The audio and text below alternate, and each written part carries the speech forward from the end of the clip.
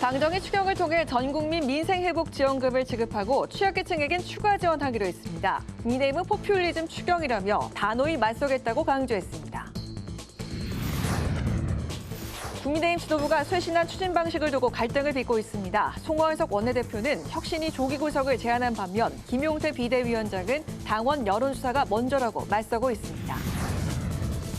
김민석 국무총리 후보자의 증인 명단을 놓고 여야가 공방을 벌였습니다.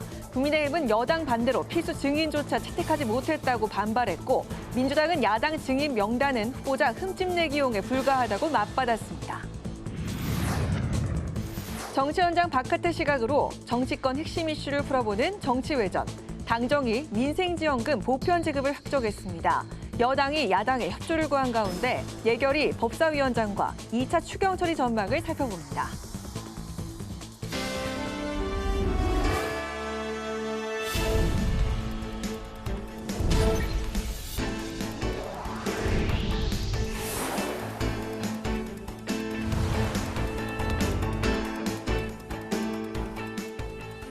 여러분 안녕하십니까? 2월 18일 수요일 국회 라이브 6 시작하겠습니다. 정부 여당과 대통령실이 2차 추가 경정 예산안 편성을 조율했습니다. 추경안엔 민생회복지원금도 반영됐는데 전국민 보편 지급에 취약계층 추가 지원으로 가닥이 잡혔습니다. 김동희 기자입니다. 더불어민주당과 정부 그리고 대통령실이 이재명 정부 출범 후 첫 협의회를 열고 경기 진작과 민생 회복을 위한 2차 추경안 편성을 논의했습니다. 1차 추경이 13조 원 규모였던 걸 고려해 이번 2차 추경은 20조 원대로 전망됩니다.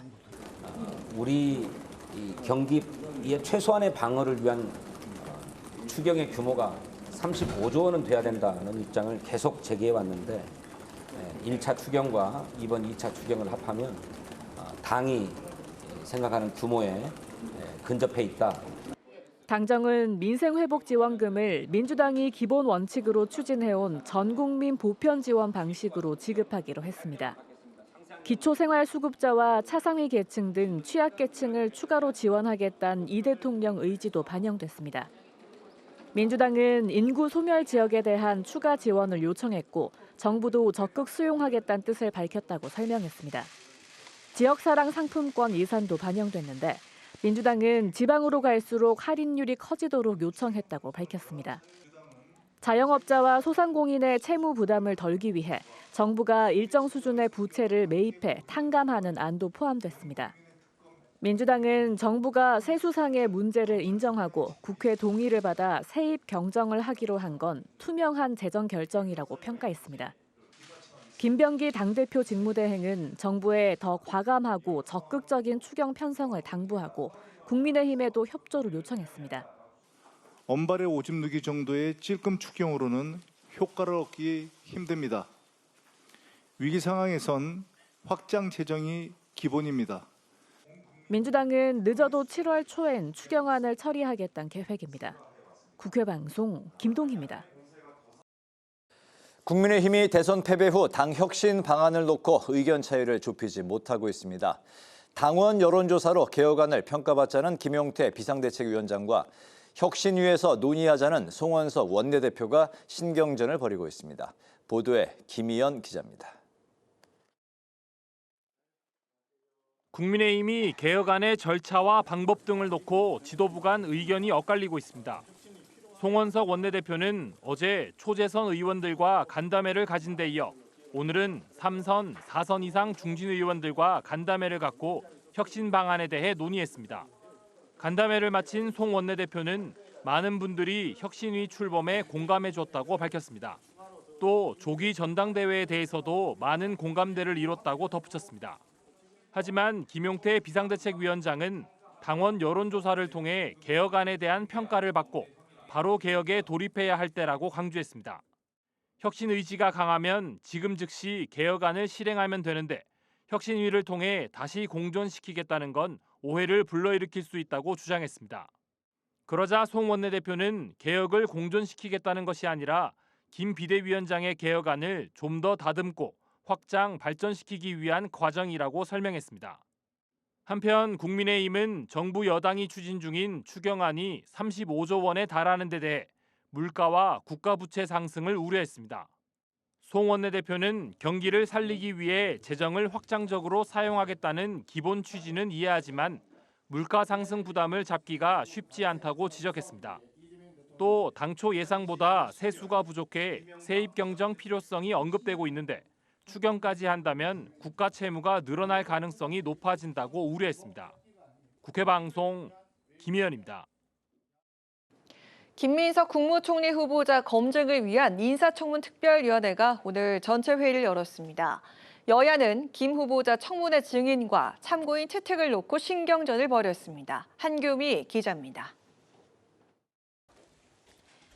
김민석 국무총리 후보자 인사청문 특별위원회는 첫 전체 회의를 열고 청문회 증인과 참고인 명단을 논의했습니다. 야당 간사인 배준영 의원은 김 후보자에게 제기된 의혹을 해소하기 위해 국민의힘이 요청한 증인 출석이 이뤄져야 한다고 주장했습니다. 후보자 검증을 위해 가장 필수적인 증인과 참고인 채택을 여당의 반대로 제대로 진행되지 못하고 있는 점에 대해 매우 유감스럽게 생각합니다. 지금이라도 증인 협의에 적극적으로 나서주시길 바랍니다. 야당은 민주당이 전 정부를 흠집내기 위해 인사청문회에 무관한 증인들을 명단에 포함했고 이는 물타기용 증인 리스트라고 비판했습니다. 여당 간사인 김현 민주당 의원은 물타기용 증인 리스트 발언 사과와 정치 공세 중단을 촉구했습니다. 증인 참고인이 여당의 반대, 인사청문회에 여당의 증인과 참고인 명단을 놓고 물타기용이다라는 정치 공세를 하고 있다는 점에 매우 우려를 표하고 민주당은 특히 전 배우자를 증인으로 요구한 것은 후보자를 흠집내기 위한 것이라며 선을 지켜야 한다고 지적했습니다. 한편 국회는 내일 열리는 이종석 국정원장 후보자 인사청문회를 시작으로 본격적인 이재명 정부 인사검증에 들어갑니다. 이종석 후보자 청문회는 도덕성과 재산 형성 내역은 공개로, 대북, 안보 관련 질의는 비공개로 진행됩니다. 국회 방송 한규입니다.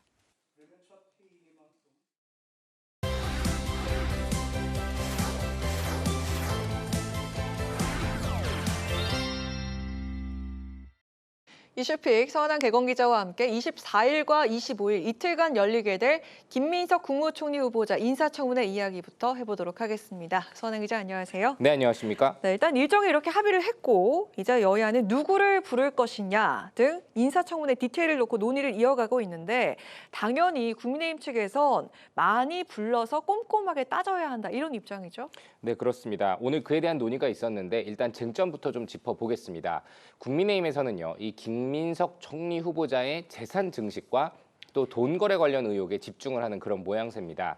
야당은요, 이 김 후보자의 최근 5년 사이 자산이 7억 9,600만 원이나 늘었는데 같은 기간 동안 추징금 납부와 헌금 또 아들 유학비까지 지출이 10억 원이 넘는다고 지적을 하고 있습니다. 이 신고된 소득 내역 등만을 보면 이만큼 자산이 늘어날 수 있는 근거들이 부족하다라는 겁니다. 또 모친이 소유한 이 목동 소재의 빌라에 대한 거래 의혹도 추가로 제기를 하고 있습니다. 이 국민의힘에서는 이게 정상 거래가 아닐 수 있다라고 주장을 하고 있는데요. 이 밖에도 2018년 4월쯤 이 같은 날짜에 동일한 형식의 차용증을 써서 11명으로부터 1,000만 원 정도씩 총 1억 4천만 원을 빌린 것이 이른바 쪼개기 후원 의혹에 해당한다라는 부분도 제기를 하고 있습니다. 임대차 계약서나 이 세부적인 소득 내역 또 과세 증빙이 필요한데 이 때문에 원래 3일간의 인사청문회를 하자라고 국민의힘에서는 주장을 해왔지만 적극적인 자료 협조를 조건으로 이틀간의 청문회에 동의했다는 게 이 국민의힘의 입장입니다. 네, 말씀하신 의혹들이 쟁점이 될 것 같은데요. 이에 대해서 민주당의 생각은 좀 달라 보입니다. 일단 김민석 후보자를 믿어보자 이런 분위기인데 김 후보자 역시 내가 소명을 할 수 있다 이렇게 거듭 강조를 하고 있어요. 네, 그렇습니다. 이 이재명 대통령이 전용기에서 가진 한 20분가량의 기자간담회 때 한 발언이 현재 여권의 분위기를 대변하는 것 같습니다. 이재명 대통령 충분히 국민들에게 설명드릴 수 있다고 하니까 지켜보자라는 톤으로 얘기를 했었죠. 일단 김 후보자는요, 최근에 이 외신 기자 간담회에서 야당의 비판과 반대를 모두 이해하며 모든 문제에 대해서 답하고 청문회를 통과할 것이다라고 자신감 있는 입장을 내비쳤습니다. 그리고 이 쪼개기 후원 의혹에 대해서도 추징금과 세금 압박을 해결하는 과정에서 채무가 발생한 것이고 나머지 의혹들 역시 설명할 수 있다라는 겁니다. 민주당 역시 이 김 후보자에 대한 지원 사격에 나서는 모습입니다. 이 박선원 민주당 의원은 20년 가까이 공직에 있던 이 주진의 국민의힘 의원이 어떻게 70억 원에 달하는 재산을 모았는지 명확하게 설명해야 한다라면서 이 공정과 상식의 잣대는 스스로에게 적용하라라고 비판을 했고요. 이 강득구 민주당 의원 역시 페이스북을 통해서 팩트도 없이 아빠 찬스, 입시 비리, 청탁이라는 단어를 총동원해서 의심하고 사실을 왜곡해 프레임을 만드는 것은 구태 정치다라고 맞섰습니다. 하지만 국민의힘에서는 이 밖에도 이를 모아서 총 10대 결격 사유를 제시하면서 자료 제출이 미진한 점을 여전히 거듭 꼬집고 있거든요. 네. 그리고 20일까지 매일 기자회견을 열고 또 시민 제보 등을 통해서 관련 의혹을 추가로 제기하는 이 국민청문회도 운영하겠다라는 게 국민의힘의 방침입니다. 네, 이런 가운데 민주당이 국회 채택 증인의 그 동행 명령을 내릴 수 있는 범위를 확대하는 내용의 법안을 추진한다고 하는데, 자, 이 내용 어떤 내용인지 짚어주실까요? 네, 이 국회의 과학기술정보방송통신위원장을 맡고 있는 민주당의 최민희 의원이 지난 11일 낸 법안인데 더 센 증감법, 이 국회에서의 증언, 감정에 관한 법률 개정안입니다. 이를 대표 발의했는데요. 네. 이 현행법상으로는요, 국회는 국정감사 및 조사에 출석하지 않은 증인에 대해서만 동행명령장을 발부할 수 있습니다. 하지만 개정안은요, 이 동행명령의 범위를요, 상임위원회 전체 회의 등 일반적인 경우로까지 확대하는 게 주된 골자입니다.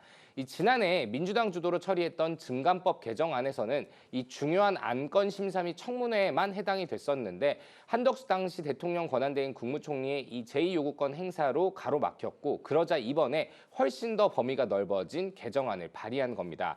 만일 이 개정안이 통과가 되면 사실상 국회가 원하면 언제든 증인을 국회로 부를 수 있고요. 불응 시 제재할 수 있게 됩니다. 네. 기존 국정감사는 사실 본회 의결을 거쳐야 하고 국정조사만 하더라도 이 제적의원의 4분의 1, 즉 75명 이상의 찬성이 있어야만 열릴 수 있었는데 이번에 넓어지게 된다면 이 상임위 전체 회의는 위원장의 재량으로 언제든 열 수 있게 됩니다. 물론 출석하지 않는 경우가 또 많기 때문에 최민희 의원은 국회에서 이 증언과 감정의 실효성을 제고하자 이런 취지긴 한데 당장 이 재계에서는 우려의 목소리가 나오는 것 같습니다. 네, 그렇습니다. 특히 이번 개정안에서는요, 정당한 사유 없이 국회에 불출석했거나 고의로 출석 요구서 수령을 거부한 증인에 대해서는 3천만 원, 그리고 이 동행명령에 응하지 않거나 고의로 이 동행명령장 수령을 회피한 증인에 대해서는 5천만 원 이하의 과태료를 부과한 내용에 이 포함된 부분을 좀 봐야 될 것 같습니다.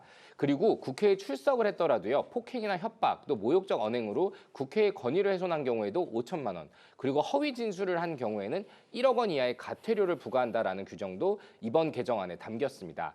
이 현행 증감법에는요, 이 과태료 관련 규정이 없는 것에 비하면 처벌과 규제가 강해졌다, 이렇게 볼 수 있을 것 같은데요. 기업들이 이 사실상 기업 총수들을 불러서 망신 주기를 하려는 의도가 아니냐라는 우려를 내놓는 지점이기도 합니다. 네. 당장 이 지난달 국회 과방위에서 이 SK텔레콤 유심 해킹 사태 청문회 때 최태원 SK그룹 회장이 증인으로 채택이 됐었지만 최 회장은 당시 이 주한 미국 상공회의소에 대미 통상 관련 행사가 있다라면서 출석할 수 없다는 사유서를 내고 불출석을 한 바 있는데, 그런 적이 있죠. 네, 만일 개정안이 통과가 된다면 이런 경우 시기와 상관없이 조금 더 출석을 강제할 수 있는 게 아니냐라는 우려를 재계에서 내놓는 겁니다.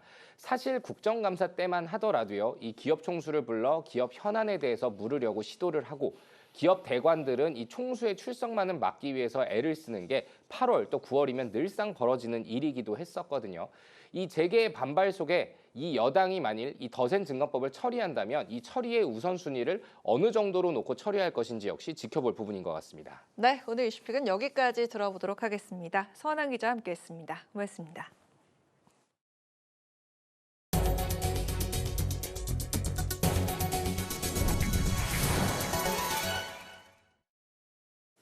우원식 국회의장이 서울의 한 홈플러스 현장을 방문해 홈플러스 사태로 어려움을 겪는 입점 점주들의 고충을 들었습니다.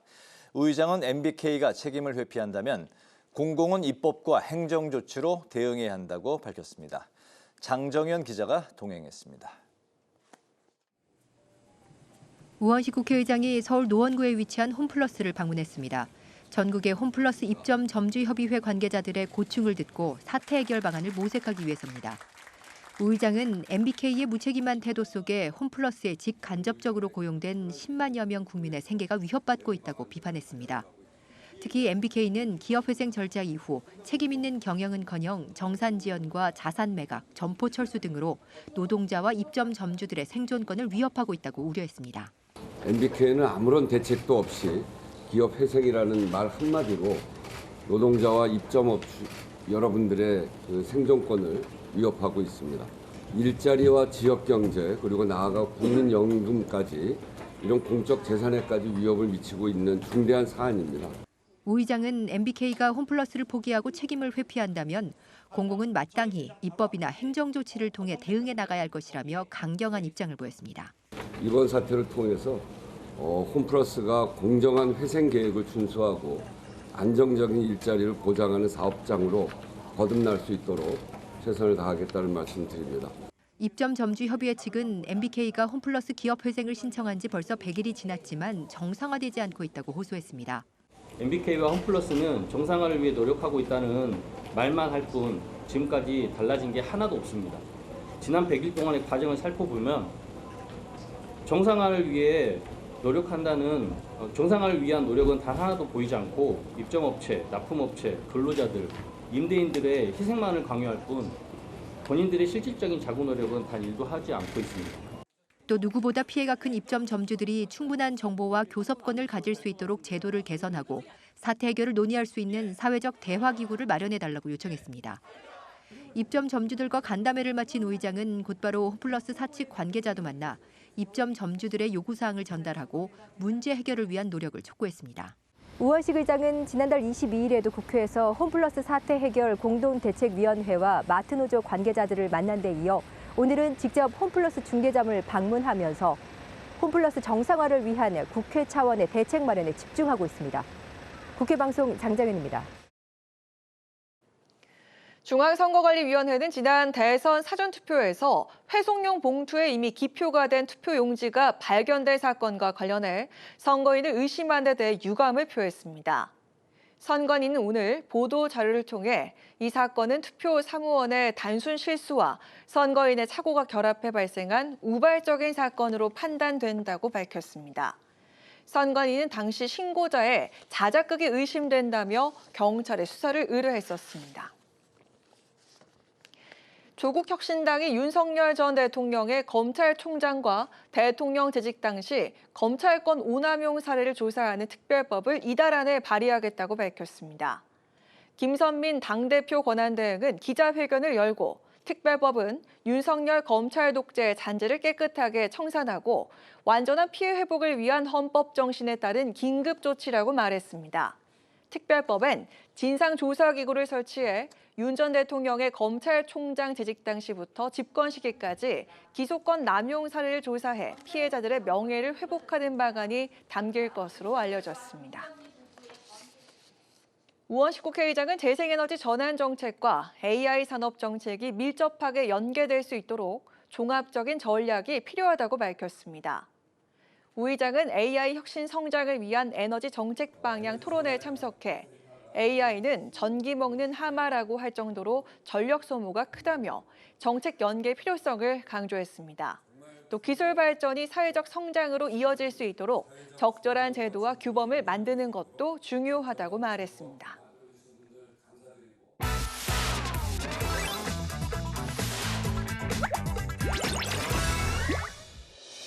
6월 18일 강아랑이 전해주는 정치권의 뜨거운 말말말 강아랑의 정치랑입니다.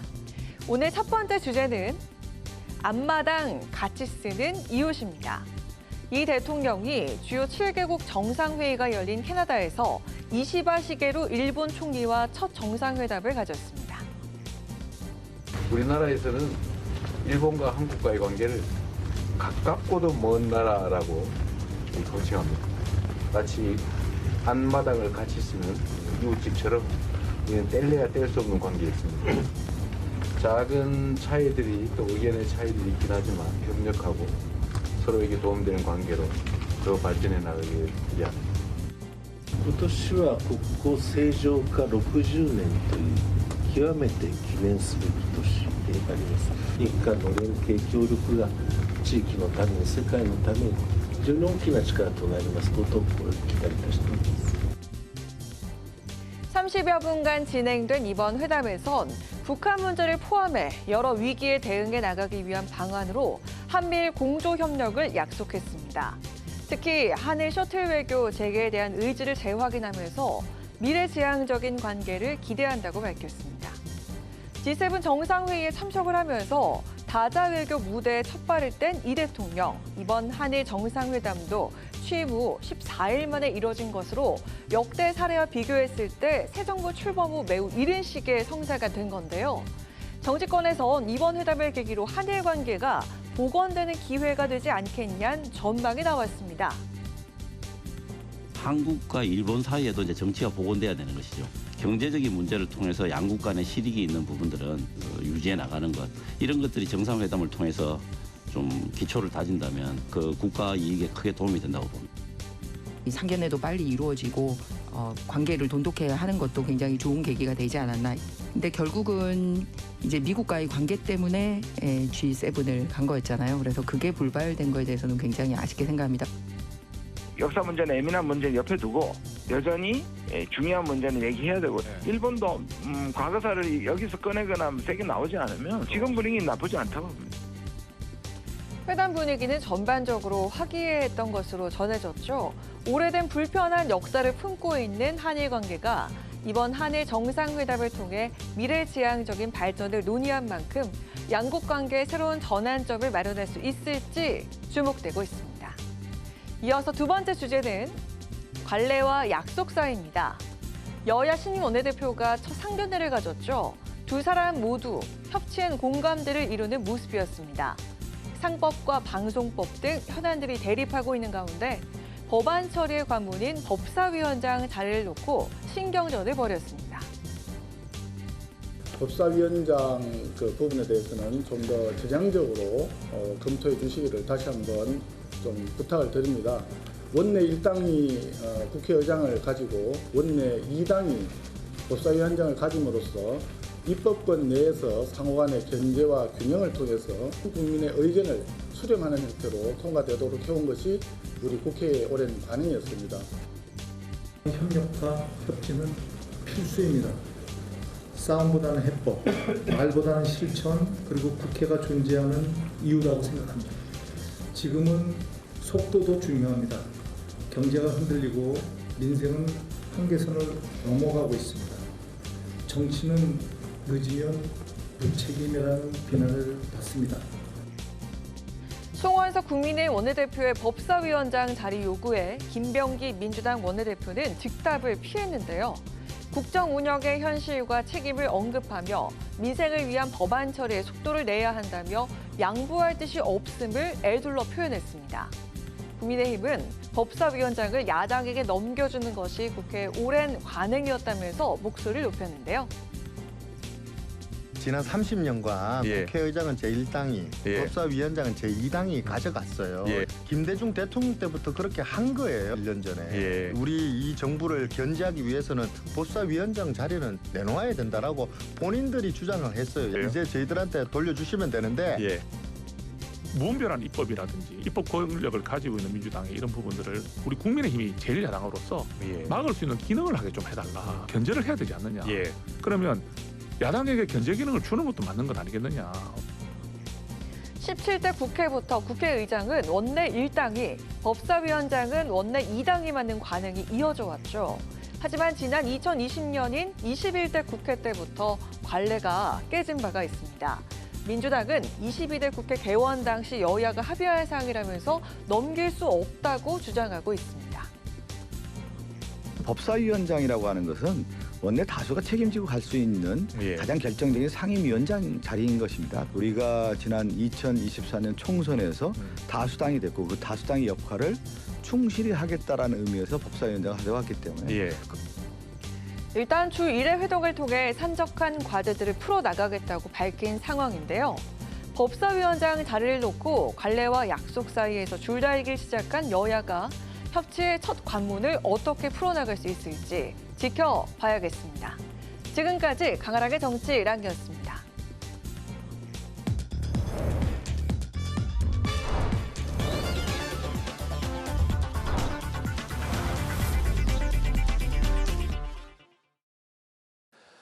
네, 정치 현장에서 한 걸음 떨어져 보다 객관적이고 분석적인 시선으로 정치권의 쟁점을 들여다봅니다. 정치외전 홍익표 전 더불어민주당 의원, 조혜진 전 국민의힘 의원 두 분 나오셨습니다. 안녕하십니까? 어서 오십시오. 반갑습니다. 네. 당정이 2차 추경의 핵심인 민생지원금을 보편 지급을 원칙으로 취약계층에는 추가 지원하기로 확정을 했습니다. 이 밖에 이제 지역화폐 예산도 포함이 됐는데 1, 2차 추경을 합하면 35조 원 규모가 될 것 같습니다. 여당은 위기 상황에서 확장 재정이 당연하다는 입장인데 야당도 이 사안에는 공감을 하지만 물가와 국가 채무가 우려가 되는 상황이다. 이런 입장을 밝혔는데 야당의 협조를 좀 얻을 수 있을지 홍익표 의원님부터 들어볼까요? 예, 지금 현재 워낙 경제 상황이 어렵고 특히 소상공인 자영업자 그다음에 우리나라 지금 소비 시장이 너무 얼어붙어 있기 때문에 이런 측면에서 야당도 이것을 반대하기는 어려우리라고 생각을 합니다. 다만 방식이나 또는 지원 대상을 놓고 여야가 약간 이견이 있지만 대체로 전 국민 지급에 있어서 그동안 민주당은 전 국민 지급, 그다음에 국민의힘은 선별 지급을 했는데 그것이 절충된 것 같아요. 그러니까 전 국민 지급 기본적으로 한 15만 원 정도는 아직 뭐 확정된 건 아니지만 언론에 나온 보도를 통해서 유추해 보면 한 15만 원 정도는 기본적으로 다 하고 나머지 금액을 최대 50만 원까지 차상위 계층이라든지 기초생활 보장 해야 되는 그런 계층에 대해서는 좀 더 추가로 얹어서 주는 그래서 최대 50만 원까지 그러니까 15만 원에서 50만 원까지 차등 지급이기 때문에 선별과 보편 지급의 절충적인 형태다 이렇게 보입니다. 다만 야당 측 국민의힘이 문제 삼는 것은 그러면 이제 너무 과다하게 재정 적자나 또는 인플레이션 우려가 있는 것 아니냐 이런 지적이 있는데요. 인플레이션 같은 경우는 최근에 국내 한국의 인플레이션 현상이 상당히 좀 자리가 좀 잡혀 있고 또 국내 인플레이션 원인이 이 국내에 무슨 화폐량이 급격히 늘었거나 또는 국내 어떤 요인보다는 외국발 요인이 컸었거든요. 환율 요인하고 또는 우크라이나 전쟁 이후에 건설 자재 등 또 이런 원자재 가격이나 또는 식자재, 그러니까 식료품 가격이 급등하면서 전 세계적으로 지금 인플레이션이 왔다는 측면에서 저는 일단은 환율 부분은 조금 안정되고 있거든요. 1,300원 중하반, 그러니까 한 초반대로 지금 하향 안정 추세를 보이고 있기 때문에 환율에 따른 어떤 물가 불안 요소는 좀 상당히 약화됐고, 그다음에 최근 들어와서 러시아 우크라이나 전쟁도 소강 국면을 조금씩 보이고 있는 것 등등을 감안하면 저는 인플레 우려는 크지 않을 것으로 보입니다. 네, 인플레 우려가 크지 않은 상황에서 확장 재정을 해야 되는 뭐 그런 위기 상황이다.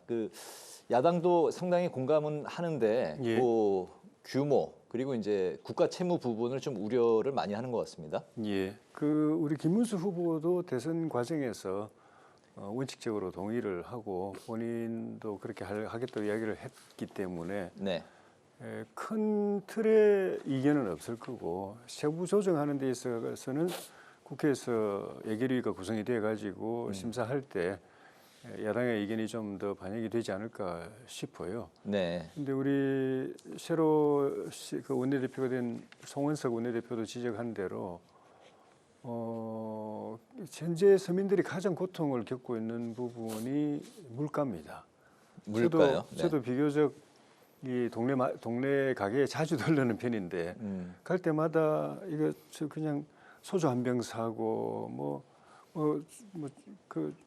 물품 조그마한 거 하나 사고 많이도 못 사고 그냥 돌아가는 걸 보면 참 안쓰럽고 그리고 거리 지나가다 보면은 곳곳에 이제 가게 내놓고 줄줄이 하루가 다르게 계속 늘어나니까 가게 나가진 않고 새로 내놓은 데는 늘어나고 그래서 정말 힘들겠다 하는 느낌이 드는데 그게 기존에 이제 홍 의원님 말씀처럼 국제 원자재 가격이라든지 환율이라든지 이런 것 때문에도 이미 외생적 요인 때문에 서민들이 고통받고 있는데 여기다가 문재인 정부 때 그때 이미 이야기 나왔거든요. 그 코로나 지원금을 풀 때 필요하긴 하지만 정치적 목적으로 플러스 알파로 더 풀어버리는 거는 그거는 나중에 굉장히 독이 된다. 네.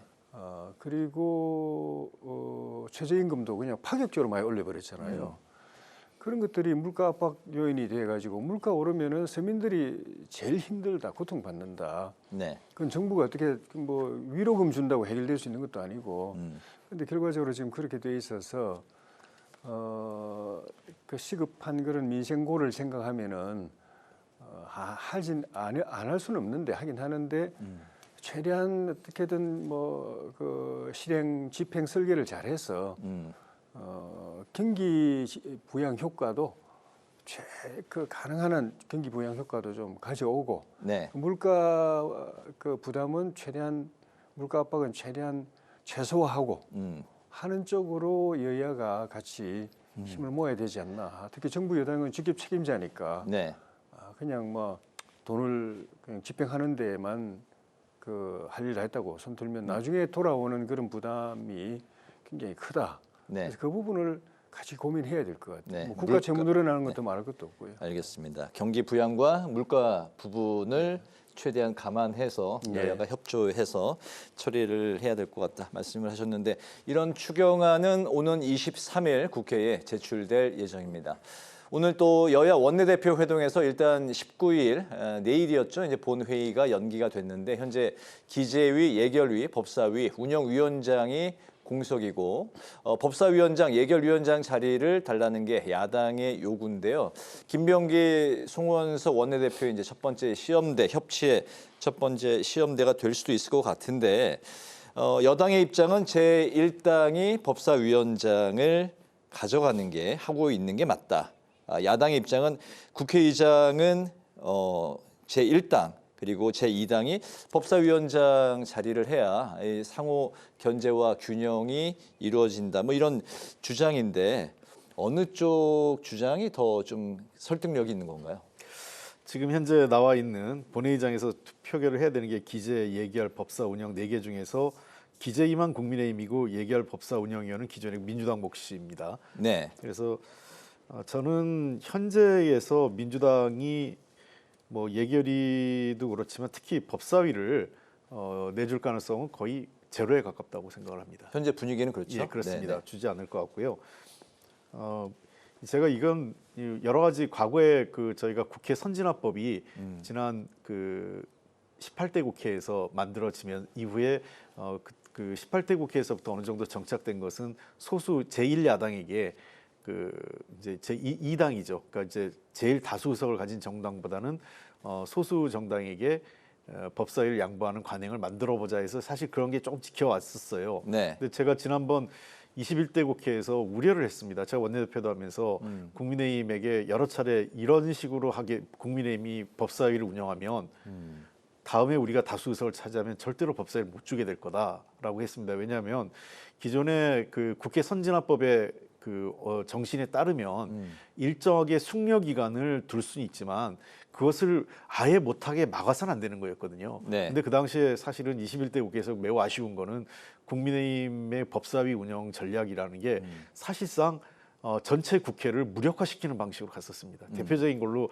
본회의를 안 만들기 위해서 아예 법사위에서 안건 처리를 안 한다 이런 방식도 있었어요. 그러니까 네. 법사위에서 안건이 없으면 본회의 안건 처리가 없기 때문에 본회의를 열 수가 없게 되는 거죠. 그러니까 이미 처리돼 있는 합의돼서 각 상임위에서 여야가 합의돼 온 법안이 있고 그거는 그냥 거의 대부분 특별하게 문제가 없기 때문에 대부분은 뭐 90%, 99% 이상은 법사위에서 통과가 되는데 네. 그것을 통과 안 시키면서 아예 본회의를 막으려는 그런 행태까지 있었어요. 그러면서 저는 결국은 이런 경우에는 인과응보, 그러니까 원인이 있기 때문에 이런 그 결과가 만들어졌다고 생각합니다. 인과응보. 21대 국회에서의 상황이 22대 국회에 이런 상황을 지금 만들고 있다. 그런 측면이 있다고 말씀을 하셨는데 어쨌든 이제 여당은 국정의 속도를 내기 위해서는 계속해서 지속적으로 법사위원장 자리를 하고 있어야 된다. 야당은 좀 어쨌든 그런 입장이 아니고 관례대로 가자 이런 입장인데요. 이 부분 좀 어떻게 갈 것 같습니까? 국가에 필요하고 국민들을 위해서 필요한 법안이라고 하더라도 네. 여야가 다 같이 협의하고 절충해가지고 해야 되는 게 당연한 것인데 지금 민주당이 법사위원장을 붙잡고서 밀어붙이려고 하는 건 그런 법안들도 아니에요. 다 정치적인 법안들입니다.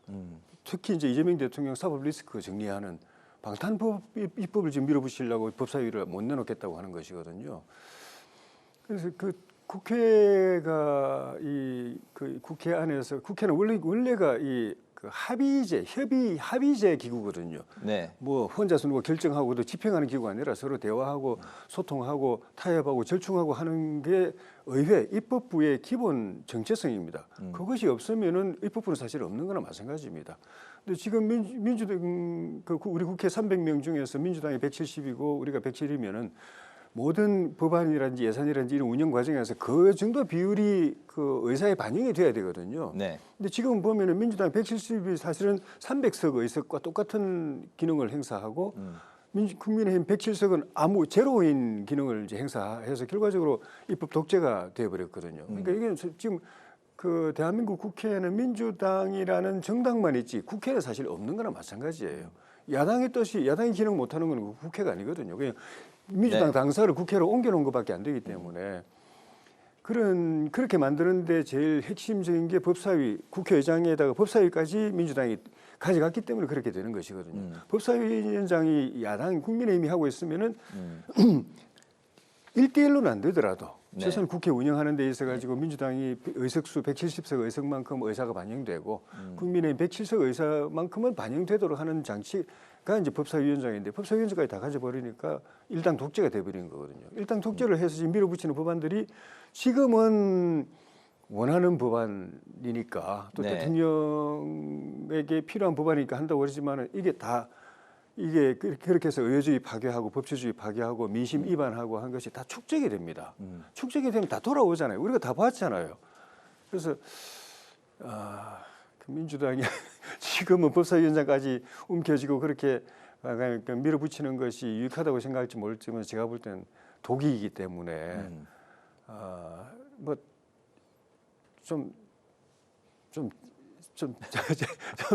제고했으면 싶어요. 자신들을 위해서라도 제고했으면 싶어요. 네, 민주당은 어쨌든 강경하게 협상의 대상이 아니라고 하는데 예. 제고해 줬으면 좋겠다라는 그런 입장으로 좀 가름하고요. 다음 이슈는 김민석 총리 후보자 인사청문회 공방인데 점점 더 가열되고 있는 양상인 것 같습니다. 야당은 인사청문이 아니라 수사 대상이라면서 이제 후보 사퇴를 압박하고 있고 여당은 맹목적인 정치 공세다 이렇게 이제 방어에 나서고 있는데 야당이 계속해서 뭔가를 하나씩 꺼내오고 있는 상황이고 김민석 후보는 매일매일 하나씩 정리를 해 나가겠다. 그런 입장인데 김민석 인사청문회는 다음 주 24, 25 이틀 동안 열리게 됩니다. 민정수석이 이제 앞서 낙마를 한번 했기 때문에 민주당에서도 상당히 좀 이제 부담이 많이 갈 수 있는 그런 상황인데 이번 그 인사청문회 분위기 어떻게 흘러갈까요? 지금 제기되어 있는 의혹들도 꽤 문제가 심각합니다. 주로 돈 문제고 네. 해명이 안 되는 부분이 많고 또 그것이 끝까지 해명이 안 된다면은 도덕적인 하자를 넘어서서 법적인 문제가 될 수 있는 것들이고 네. 그런데 김 후보는 뭐 하루에 한 건씩 해명하겠다고 그래놓고 또 청문회 때 해명하겠다고 이야기하는데 본인은 그게 유리하다고 생각하는지 모르겠는데 제가 볼 때는 진짜 해명할 수 있는 사안이면은 지금 일주일 남았거든요. 네. 지금 해명해야 본인에게 유익할 텐데 그냥 미루는 거는 점점 본인이 코너로 몰리는 상황을 초래할 수가 있고 그나마도 청문회 때 또 해명도 제대로 못 해버리면은 그냥 뭐 청문회 지나서 임명되고 하면 뭐 다 잊혀지겠지라고 생각할지 몰라도 절대 그렇지 않고 그렇지 않다는 걸 요 근래에 우리 정치 상황이 다 보여주고 있어요. 그 뒤에도 계속 문제 제기가 되고 그 해명 못하고 그냥 중간에 임명되고 일하다가 그만두는 사례가 많았잖아요. 네. 그래서 거기다가 만약 남은 기간 동안에 또 더 추가로 의혹이 제기된다고 하면은 이거는 김 후보 본인도 굉장히 힘든 상황이 오지만은 대통령도 정부도 여당도 굉장히 심각한 결단을 내려야 되는 상황이 올 수도 있습니다. 그래서 다들 후보 본인도 그렇고 정부 여당이 다 머리 맞대고 이 사안을 하나하나 점검을 해가지고 네. 이 해명이 될 수 있다고 한다면 지금 빨리 해명하고 청구일 때까지 미루지 말고 해명이 곤란한 끝까지 해명이 안 되는 어려운 부분이 있다고 하면은 이거를 거취 문제까지 포함해서 어떤 식으로 정치적으로 이게 부담 없이 잘 정리할 것인가를 전략적인 그 대책을 좀 마련해야 된다고 봅니다. 네. 민주당은 문제될 게 없다는 입장이고 김민석 후보자도 필요하면 나를 조사하고 수사했던 검찰까지도 불러도 좋다. 이렇게 이제 자신감까지 비쳤었는데 그렇습니다. 네. 일단은 그 과거에 그 정치 불법 정치자금 등등 문제로 지금 법적 사법 처리가 끝난 사안이지 않습니까? 네. 그 사안에 대해서도 김민석 후보자 같은 경우는 과거에 검찰이 표적 수사했던 것 아니냐 이런 생각을 갖고 있지만 그것은 그렇다 하더라도 어쨌든 대법원까지 결론이 난 거고 본인도 그걸 다 수용해서 그 법적인 책임을 다 지었지 않습니까? 그건 네. 입달락된 거고요. 그다음에 두 번째 지금 최근에 이제 한 5년간의 재산 변동과 관련돼서 저는 약간의 지금 이제 소명이 야채 미흡한 부분이 있는데 본인께서 후보자 당사자는 충분히 할 수 있고 청문회 당일날 제가 자신이 소명을 하겠다 지금 얘기를 하고 있습니다. 그리고 일부 사실이 아닌 것들이 지금 계속 부풀려서 예를 들면 무슨 노부 투서 관련 부분도 있고 한데 그런 네. 내용들은 이미 그 김민석 후보자의 그 증언에 따르면 전원에 따르면 과거에 그 검찰에서 다 수사해서 무혐의 처리된 내용인데 이런 것들을 일부 특정 언론에서 마치 새롭게 제기된 것처럼 재차 활용하는 것 자체에서 문제가 있다고 보고요. 이번에 전체적으로 봐도 저는 이 김민석 후보자의 재산이 2억여 원밖에 안 됩니다. 지금 그 정도 지위 그다음에 나이 등을 감안할 때 도리어 그 대한민국 평균에 미치지 못하는 수준이고 평소에 김민석 후보자도 저도 오랫동안 옆에서 지켜봤지만 네. 공적 마인드 그리고 자신의 사익과 공익을 혼동해서 일을 잘 못할 사람은 아닙니다. 그 과거에 그 법적 책임을 졌던 정치자금이 대부분도 그 당시에는 정치자금법이 지금처럼 정교하지 않았던 상황에서 개인과 당이 썼던 어떤 선거 관련된 자금의 모호한 부분을 법적 책임을 본인이 진 거거든요. 그러니까 그 당시에 그 돈조차도 사사롭게 개인이 뭔가 그 사적인 이익 또는 재산 증식 등 이러한 것으로 돈을 받거나 또는 그것이 법적인 책임을 졌던 내용은 아니라는 것을 좀 고려했으면 좋겠습니다. 그래서 한 번도 공인으로서의 네. 어떤 이 공적 마인드 또는 사적인 이익 취득을 추구하기 위해서 불법한 돈을 받거나 그렇게 그 인생을 살아온 사람은 아니다. 저는 이렇게 봅니다. 알겠습니다. 다음 주 24, 25 청문회를 보고 또 이 자리에서 두 분의 말씀을 듣도록 하겠습니다. 여야 당내 상황을 이제 살펴볼까 하는데 먼저 그 민주당을 보면 당권 경쟁이 정청래, 박찬대 의원 그 2파전 대결로 좀 압축되는데 3파전이 될 가능성도 있다. 이런 이야기도 이제 나오고 있는 상황입니다. 친명 대결이 이제 가시화가 되면서 초반부터 좀 과열되는 분위기인 것 같은데 이 전당대회 8월 2일에 민주당 당대표 전당대회가 있습니다. 잔여 임기 1년을 하고 또 추가로 연임까지 할 수도 있는 그런 전당대회이기 때문에 많이 의미 부여가 되고 있는 것 같습니다. 당내 상황을 먼저 좀 짧게 좀 들어볼까요? 예, 이미 정청래 의원은 출사표를 던진 상태고요. 네. 박찬대 의원은 가능성이 높아 보이지만 아직까지 입장을 공식적으로 밝히진 않았습니다. 아마 이번 주말쯤에 대통령께서 귀국하고 나시면 G7의 회의 마치고 지금 귀국하고 계시지 않습니까? 네. 귀국하시고 나면 아마 입장을 밝힐 가능성이 높은 것으로 전해지고 있습니다.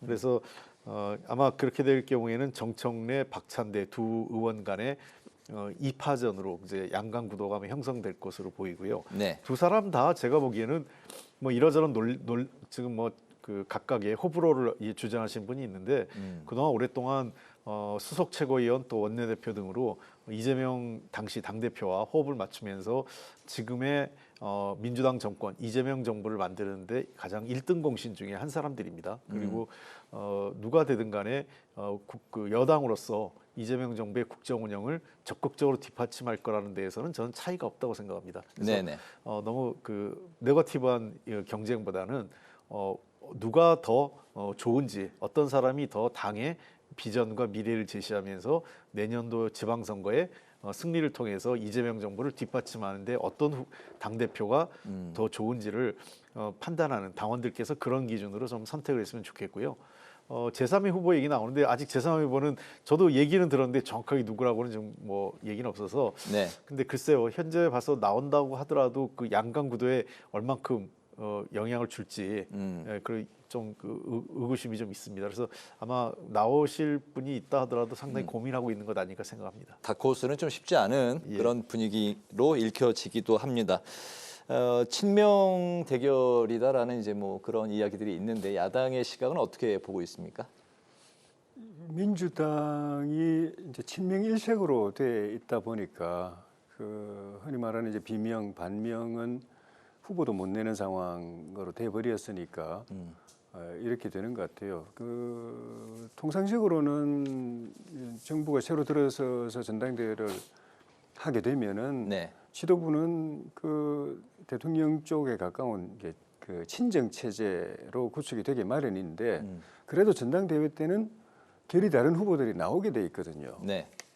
이게 더 건강하다, 이게 국민들 보기에 좋다라는 명분을 가지고 흔히 하는 말은 이제 비주류 후보가 꼭 나오게 돼 있는데 민주당은 지금 그게 없는 상황이어서 그만큼 민주당의 권력의 쏠림이 그 이론화가 너무 심하다라는 걸 보여주는 부분이고, 그래서 결과적으로 이제 집안 싸움이 되고 식구들끼리 싸움이 되는데 이게 식구들이니까 좀 서로 웃어가면서 이렇게 화기애애하게 할 수도 있지만 사실은 식구들끼리 싸우다가 서로 이제 마음 상하면 그게 더 훨씬 더 심각한 상황이 될 수 있거든요. 그래서 전당대회 진행 상황에 따라서는 여권 내의 그 어떤 분열이라고 할지 모르겠지만 하여튼 분화의 신호탄이 될 수가 있다. 거기다가 그 같은 식구끼리 싸우고 또 어쨌든 뭐 크게 우열이 아직은 뭐 후보가 박찬대 후보가 선언을 하지 않은 상황에서 우열이 없는 상황이어서 이재명 대통령이 끝까지 그냥 맡겨둘는지 아니면 둘 중에 어느 한쪽으로 손을 들는지 여부에 따라서 또 그 결과가 당의 결속으로 정권의 결속으로 이어질 수도 있지만 심각한 분화의 단초가 될 수도 있겠다. 그런 측면에서 참 지켜볼 흥미진진한. 네네. 흥미진진한. 겉으로 보면 그냥 뭐 친명끼리인데 뭐 할지 모르지만 이게 역학적으로 보면은 상당히 좀 이렇게 볼 가치가 있는. 전당대회. 정청래 의원이 고등학교 졸업 이후에 이렇게 친밀감을 느낄 수 있는 사람 만나기 쉽지 않다면서 박찬대 의원이 되더라도 좋다 이런 입장을 밝혔는데 아무튼 전대 상황 좀 지켜보기로 하고 국민의힘 전대로 넘어가 보면 역시 이제 8월로 뜻이 모아진 것 같습니다. 이제 쇄신 방향을 놓고 당내에서 좀 엇박자를 내고 있는데요. 송원석 원내대표는 혁신위, 김용태 비대위원장은 5대 개혁안을 주장하고 있습니다. 충돌이 계속되고 있기 때문에 쇄신과 전대 구도를 놓고 여러 가지 좀 이야기들이 나오고 있는 상황입니다. 역시 당내 상황 길지 않게 좀 들어볼까요? 송원석 원내대표도 당이 쇄신하지 않으면은 굉장히 어려워진다라는 걸 알고 있기 때문에 쇄신 필요성은 이야기는 했지만 또 본인을 원내대표로 만들어준 친윤 다수 의원이 또 친윤 핵심 이런 쪽들이 이 혁신에 대해서 특히 김용태 비대위원장이 제시한 개혁안에 대해서 부정적이기 때문에 그걸 또 의식하지 않을 수 없는 상황에 대해서 참 어정쩡한데 결과적으로는 김용태 비대위원장의 쇄신안을 이제 받아들이지 않는 쪽으로 지금 가고 있거든요.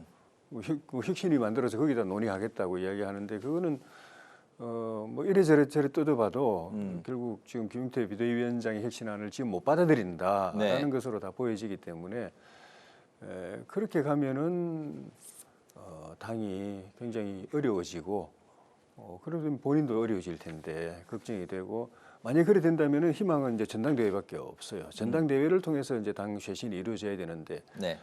그렇게 되면은 그 김문수 전 후보나 한동훈 전 대표나 이런 당의 리더십을 가지고 있으면서도 개혁적인 분들이 나와서 당 분위기를 혁신적으로 확 바꾸지 않으면은 그래서 쇄신 경쟁으로 전당대회를 치르지 않으면은 안 되겠다. 그 필요성이 더 커지고 있는 현재 상황 같습니다. 네, 김문수, 한동훈 후보 아직 출사표를 던지진 않았습니다만 역시 뭐 국민의힘도 2파전 이야기가 현재는 나오고 있네요. 2파전 뭐 플러스 알파도 될 수도 있겠는데 네. 이제 중요한 것은 이제 국민의힘이 얼마큼 혁신하고 국민적 눈높이에 부합하는 정당으로 탈바꿈 되느냐인데 제가 보기에는 혁신이나 쇄신은 없고 당권 경제만 있을 것 같습니다. 송원석 원내대표가 이번에 새롭게 했지만 네. 밖에서 여러 가지 이제 평가나 전망이 나오고 있습니다만 제가 보기에는 기본적으로 태생적 한계를 안고 있습니다.